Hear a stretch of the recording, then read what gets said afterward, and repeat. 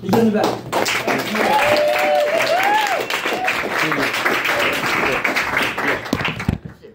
There we go. So, I'm bad at dating because I accidentally tend to talk about the history of whales. And it's interesting too, like, by a show of hands, like, how many of you heard whales with an H? Okay, I was referring to whales like the place that's like a country but not a country next to England. Sometimes after a date I feel like I nailed it, but I actually sort of whaled it because like I just end up talking about a bunch of things that no one cares about. Or like, yeah, it's interesting too, like misinterpreting things. Like I was reading this article about King Offa's Dyke, as I guess there's this king in this area near England, and he constructed a bunch of earthworks around Wales. But I thought maybe it was about his best friend or something, since like my best friend is gay and like, yeah. Anyway, like moving on. Yeah. And moving on, like, yeah.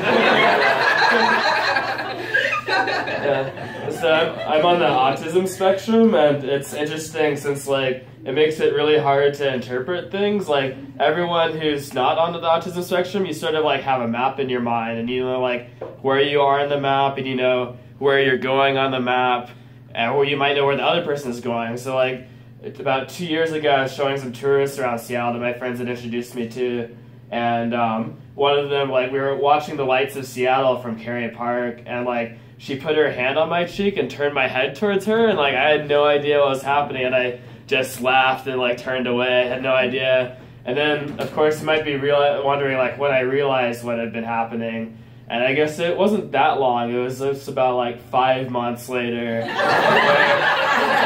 I realized that she had wanted to kiss me. And, yeah, it's better to learn, I guess, at some point as opposed to never.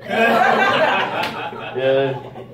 And like it's interesting too because like when you're on the autism spectrum, like I feel like there's one thing that some people will do is that they'll try to talk about something that's somewhat off topic or something. Like I'll try to tell someone random who I don't even know well something I'm happy about at the moment or whatever. So like I feel like it should be more socially acceptable for everyone to do that. Like if you're just buying coffee or something, to just go there and like mention like what your puppy did that morning. Like, oh yeah, my puppy like wiggled its legs in a weird way and like then fell over. It like wiggled so hard it fell over. Like, but like you aren't supposed to say that to strangers. And it's like, why are they telling me about their puppy? And it's like, of course people hear like awful things on the street. Like, sure, you've been walking on the street, someone said F you or something like that. And like, I don't know, it's weird that I didn't swear there, but anyway.